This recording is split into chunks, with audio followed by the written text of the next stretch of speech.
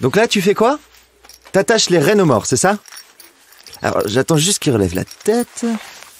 Sa Majesté François Ier, je dois reconnaître que cette robe de satin bleu vous sied vraiment au teint.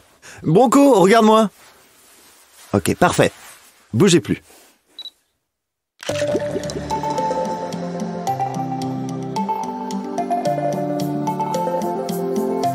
Salut, moi c'est Alex.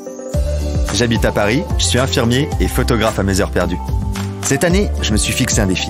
Partir un maximum à l'aventure à moins de 2 heures de chez moi. Et de tous les endroits que j'ai visités, il y en a un qui m'a vraiment marqué, c'est le Val-de-Loire.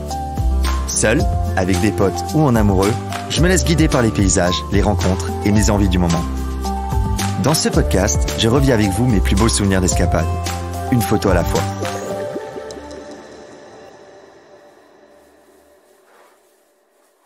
Plus globalement, entre 1450 et 1550, il y a beaucoup de choses qui se passent.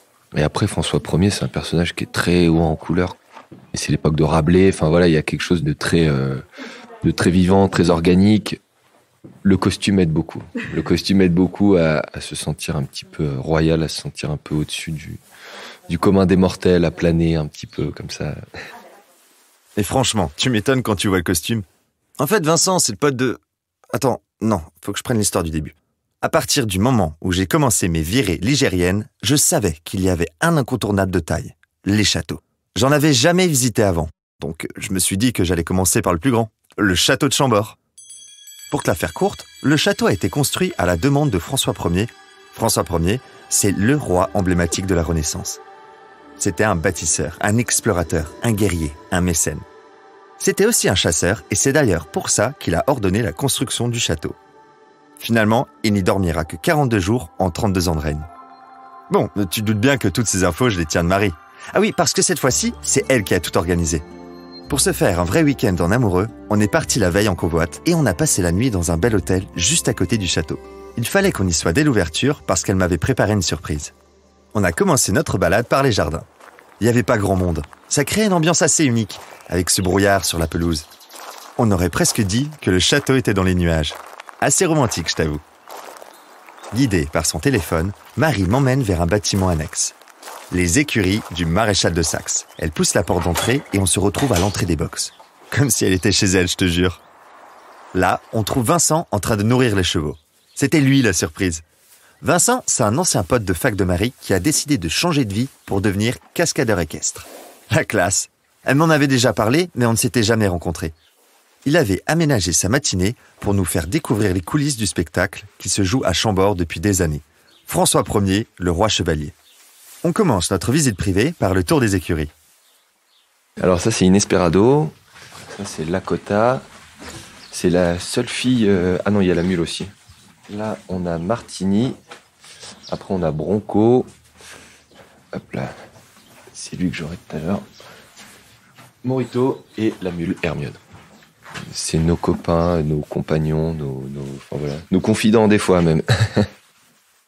Ils sont magnifiques. On continue à déambuler devant les box et on s'arrête devant Bronco, le chouchou de Vincent. Pas facile de discuter alors qu'il essaye de nous grignoter les poches. Bronco, hein, pas Vincent. Il essaye quand même de nous résumer le spectacle. Vincent, hein, pas Bronco. En fait, il retrace la vie de François Ier à travers plusieurs moments clés. Un tournoi en l'honneur de la victoire de Marignan, la bataille de Pavie, ses noces avec Éléonore de Habsbourg. Ça fait 8 ans qu'il tourne, donc autant te dire qu'il est rodé. Les représentations ont lieu au printemps et en été. Le reste de l'année, les chevaux sont en hivernage dans leur camp de base, à Salbris, dans le Loir-et-Cher. Aïe, il m'a mordu. Suivant les configurations, on peut être amené à faire du combat, de la voltige, de la comédie, de la cascade évidemment. Donc il y a vraiment beaucoup de choses. Ce spectacle-là, en tout cas, c'est un spectacle qui est très riche, très complet, avec beaucoup de fenêtres sur toutes les choses qu'on est capable de faire. Tout ça, ça donne 45 minutes de spectacle assuré par une dizaine de chevaux, des rapaces et une douzaine de comédiens. Le tout dans un cadre royal, avec, en toile de fond, une vue imprenable sur le château. Après Jean-François, le photographe canoïste, et Vincent, le cavalier cascadeur, mon métier d'infirmier m'a paru bien monotone tout d'un coup. Mais c'est quoi en fait la journée type d'un cavalier au château de Chambord ? Ça commence à 7h30 avec une personne qui vient nourrir les chevaux. À 8h, on fait un petit point sur le montoir des chevaux. Donc les chevaux qu'on va utiliser pour le spectacle et ceux qui vont être au repos. Je fais la configuration du spectacle. Il y a 7 ou 8 tableaux différents, plus d'une centaine de costumes avec plein de rôles différents. Et du coup, voilà, on définit ça avant chaque journée. Et puis après, ils viennent s'occuper des chevaux. Ils vont préparer la piste s'ils l'ont pas fait la veille. On met en place tous les éléments qui vont nous servir pour le spectacle, les lances, installer la lisse. Après, normalement, comme on est efficace, on a un petit temps de pause. Et puis après, on va détendre les chevaux à 11h sur les pelouses. Il y a 2 personnes qui vont en prospection à 10h45. À 11h30, on rentre en coulisses. Aïe! Mais c'est pas vrai, ça! Tête de nœud. Et du coup, 11h45, le spectacle. Après, on est sur les pelouses, on échange avec le public. C'est un moment de détente aussi pour les chevaux, on les fait brouter et tout ça. Après, on douche les chevaux. On s'occupe des chevaux, on leur file à manger. Pause jusqu'à 14h45. Après, à partir de 15h, reprospection. 15h15, détente des chevaux sur les pelouses. 15h45, on rentre en coulisses. On se prépare. 16h, deuxième spectacle. 17h, on a fini. On douche les chevaux, on s'en occupe, on les nourrit. Et en général, vers 18h, on a fini. Les chevaux, il n'y a pas de week-end, il n'y a pas de vacances. Et après, il faut avoir une certaine condition physique aussi. Bon, j'ai su que c'était pas pour moi quand il a parlé de bonnes conditions physiques.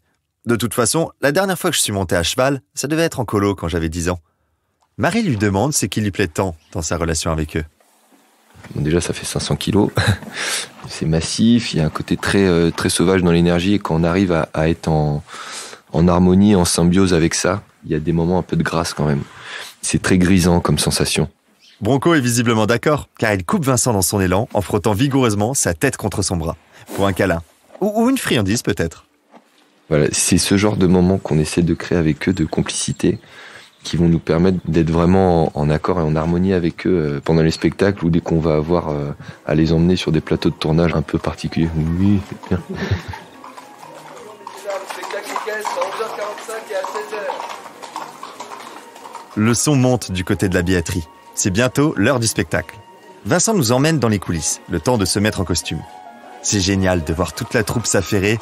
On déplace les rapaces, on selle les chevaux, on enfile les côtes de mailles. Avec Marie, on se serre dans un petit coin pour ne pas déranger. Avant d'enfourcher Bronco, Vincent nous fait signe d'aller nous installer dans les gradins, à côté des spectateurs déjà nombreux. Et là, ça commence.